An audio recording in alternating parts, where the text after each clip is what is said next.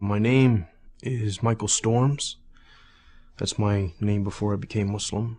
I was born in Halifax, Nova Scotia, and I'm 27 years old. My name after I became Muslim is Muhammad Islam. My childhood was very difficult. My family, I came from a very violent background. Um, my family are criminals, you could say. Very bad people. So that was my upbringing. Crime and violence, drugs, things like this. I don't know my father. My father left when I was 2. My mother deported him back to the States. And it was me and my 2 sisters with my mother. And then there's my uncles and my cousins, and they're kind of like always living where we were living. And it's a really tight-knit family, right? With relation to bad stuff. I thought the world was a very negative place because of my family, and like you were saying, because of the environment. I didn't see too many positives. So, and you could also say that my family kind of restricted my access to other things. They wanted me to do things with them. So it reinforced that there's nothing good going on, right? When I was younger, I felt afraid, but then when I grew up a little bit, it became pretty normal. And so the people in my family I wasn't afraid of anymore. I was part of the team. But initially, yeah, because when you're young, you're pure, right? And to be bombarded with a lot of bad things makes you uneasy. Like any hardship, you get accustomed to it, though, right? When I was about 8 years old, I would go to. This was very rare. This is when before I started doing other things for money. I would go to a bakery called Paradise Bakery, right? And I would wash dishes for hours on end, but I was too young to be paid money. So what Norris would do is he would pay me in food, some bread and jam and dates and little sweets and stuff like this. And I would go home and feed my 2 sisters that because my mother would be off doing some other crime, or she'd be in jail or something like this, right? Or I'd be out all night collecting recyclables so I can come home and feed my sisters in the morning.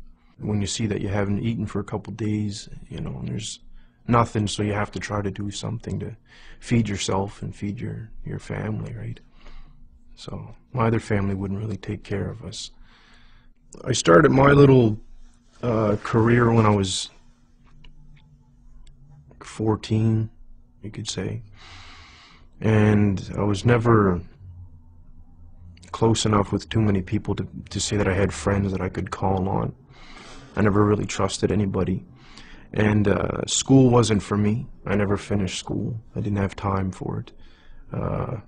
It didn't appeal as much as what I was doing appealed at the time. I would rob, steal a lot of things, and assault people, things like that. I was never alone, but I felt lonely, right? So I felt like there was like a void, something missing. I don't even like recalling the past, but it's okay for the interview, right? So a lot of the crimes that I would do just for the sake of wanting to do it, boredom. The payoff was like a bonus, but if I wanted, like, for example, steal a car because I didn't want to walk somewhere, I would just take somebody's car. When I was young, I lost all concern for people's feelings and whatnot. The way that I grew up, I felt no one's concerned for my feelings. So if I hurt somebody, I don't care about what they think or feel, or, you know, I didn't care at the time at all.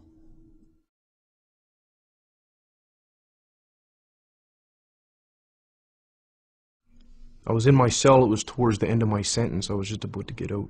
And I didn't want to, I wanted to do something else. I didn't want to continue being bad, you could say.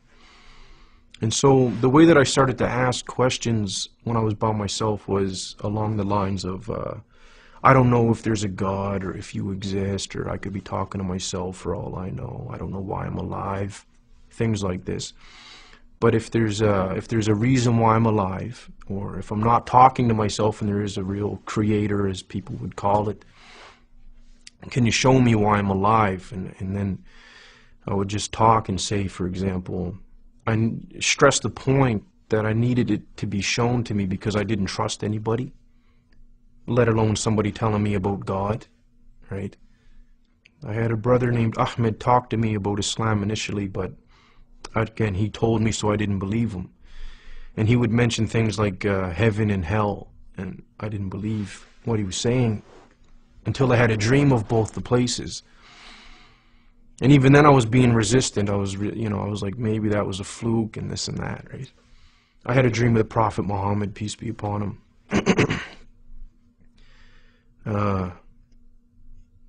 So things happened to me when I was awake and when I was asleep. And a lot of it happened to me in a very small amount of time. As soon as Ahmed started talking to me about Islam, I didn't believe him. Allah already knew that I wouldn't believe him, but that was like Islam, Muhammad, Allah, and it's like whatever. And then these things started happening. And then I recalled what I asked for when I was in jail, for things to happen to me, so I can't deny it, right? It was very, very difficult.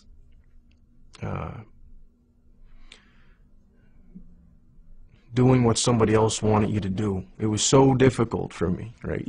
Even God, I struggle with it even today. It was very, very, very difficult. And I went to the masjid and I sat down, and actually I sat down I was on my knees and just sitting back like people do when they're finished for the prayer. And I just started crying, right? And I was crying and crying and crying and crying and crying and drooling. I couldn't control myself, right? So it was like 20 years of betrayal and stress and violence and anger and all these things built up, and then it's like Allah allowed me to just get rid of it all. And I cried for a very, very, very, very, very long time, right? And I couldn't move, right? I was just crying. And then I remember saying at the end of it, all right, I'll try to do, what you want me to do.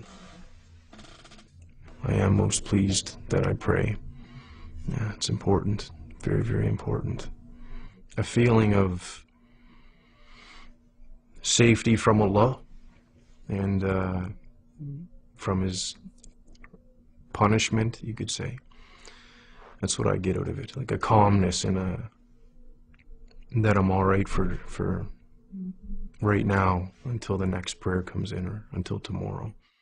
My future, I see it as positive in the dunya